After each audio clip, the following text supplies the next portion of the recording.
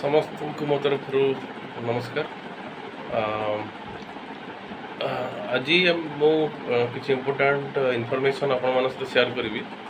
तो बेसिकली आमर ये जो हीट रोचे समर हीट रोचे एतिर आपण मानकर केमती रहा दरकार बॉडी की हाइड्रेटेड केमती रखा दरकार आउ केमती आपण माने ठीक से न्यूट्रिशियस फूड खाइबे कहीं डिहाइड्रेशन होबार बहुत चांसेस रोचे।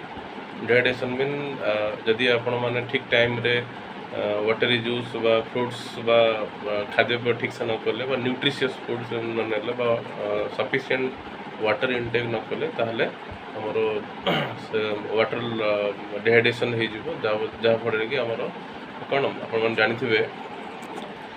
आप जानते से कहते सनस्ट्रोक होगा चांसेस रोचे। तो सफिशिएंट ORS कैरी करूँ वाटर बोटल साथ कैरी करूँ जो आपने बाहर को बाहर पर्टिकुलाली आउ गोटे जिनस बहुत लोक मैंने बर्तमान लूज मोशन रे सफर होती माने झाड़ा डायरिया टाइप रो कंडीशन। तो ये मु कहबी जे मसला जिनस बा स्पाइसी फूड्स ऑयली फूड्स टिके ये अवॉइड करूँ आउ सफिशिएंट माने कौन वाटर इनटेक करूँ स्पाइसी जूस अवॉइड करूँ बाहर जिनस आपण मैंने खावाई टे अवॉइड करूँ आउ मेडिसिन रिगार्डिंग रहा मेडिसिन यूज जदि किसी असुविधा हुए आपण मैंने आमर निशामणि मेडिसिन ये भी सब विभाग प्रोफेसर मैंने आसुँच निशामणि मेडिसिन पुलिस बहारणा।